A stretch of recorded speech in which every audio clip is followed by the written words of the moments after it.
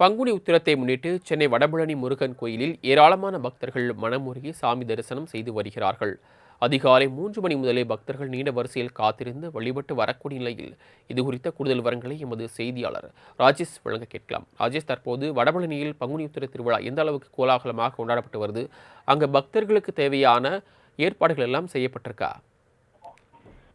சரவணன் வணக்கம். சென்னை வடபழனி முருகன் கோயிலில் பங்குனி உத்தர லட்சாரணை திருவிழாவை முன்னிட்டு ஏராளமான பக்தர்கள் காலை முதலே நீண்ட வரிசையில் காத்திருந்து சாமி தரிசனம் செய்து வருகிறார்கள்.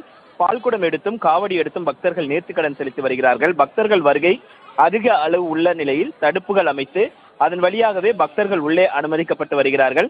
காவலர்களும் அதிக அளவு பாதுகாப்பு பணிகளில் ஈடுபட்டிருக்கிறார்கள். பங்குனி உத்தர விழாவை ஒட்டி இன்று அதிகாலை 3:30 மணி முதல் வடபழனி முருகன் கோயில் நடை திறக்கப்பட்டு அபிஷேகங்கள் செய்யப்பட்டு சிறப்பு அலங்காரத்தில் முருகன் பக்தர்களுக்கு காட்சியளித்து வருகிறார். பங்குனி உத்தர லட்சாரணையை ஒட்டி இன்று இரவு 7 மணி அளவில் வடபழனி முருகன் கோயிலில் சிறப்பு அலங்காரத்தில் முருகன் திருவீதி உலா வந்து பக்தர்களுக்கு காட்சி தருவார் என்று எதிர்பார்க்கப்படுகிறது. பங்குனி உத்தரத்தை முன்னிட்டு நாளை முதல் 4ஆம் தேதி வரை 3 நாட்களுக்கு தெப்பத் திருவிழாவும் நடைபெற இருக்கிறது. தினமும் இரவு 7 மணிக்கு ஜொலிக்கும் மின் விளக்குகளில் அலங்கரிக்கப்பட்ட தெப்பத்தில் சுவாமி வலம் வருவார். இத்திருவிழாவின் போது வேதபாரணங்கள், இன்னிசை நாதஸ்வர கச்சேரியும் நடைபெற உள்ளதாக தெரிவிக்கப்பட்டிருக்கிறது.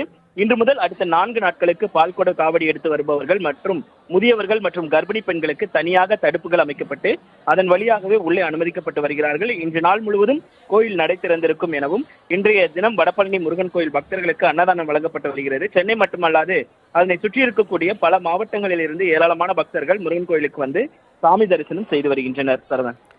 ராஜேஷ், அங்கு செய்யப்பட்டுள்ள ஏற்பாடுகள் குறித்து, குறிப்பாக 3 நாட்கள் தெப்பத் திருவிழா நடைபெற்று தெரிவித்திருந்தீர்கள். அது குறித்து பக்தர்கள் என்ன சொல்றாங்க? பக்தர்களிடம் கேட்கும் பொழுது தடுப்புகள் அமைக்கப்பட்டு தனித்தனி வழியாக அவர்கள் அனுப்பப்படக்கூடிய சூழ்நிலையில் கிட்டத்தட்ட 1000க்கும் மேற்பட்ட காவலர்கள் பாதுகாப்பு பணிகளில் ஈடுபட்டிருக்கிறார்கள். பக்தர்களுக்கு தேவையான அந்த கழிப்பிட வசதி, அதே போல தண்ணீர் உள்ளிட்டவைகளும் செய்து கொடுக்கப்பட்டிருக்கிறது. ஆங்காங்கே திருக்கோயில் பணியாளர்களும் ஆங்காங்கே நின்று பக்தர்களுக்கு வழிகாட்டக்கூடிய அந்த செயலில் ஈடுபட்டிருக்கிறார்கள். குறிப்பாக ஒவ்வொருவருமே பால்குடம் எடுத்து வருபவர்களுக்கு தனியாக, காவடி எடுத்து வருபவர்களுக்கு தனியாக என அமைக்கப்பட்டிருக்கிறது. தெப்பத் திருவிழாவை பொறுத்த வரைக்கும் அதுக்கான ஏற்பாடுகள் ஏற்கனவே முழுவீச்சில் நடைபெற்று முடிந்திருக்கக்கூடிய சூழலில் இன்று இரவு முதல் இந்த 3 நாட்கள் தெப்பத் திருவிழா என்பது வெகு விமர்சையாக நடைபெற இருக்கிறது.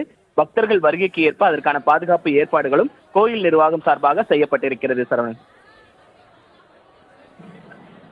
தாங்கள் வழங்கிய தகவல்களுக்கு நன்றி ராஜேஷ்.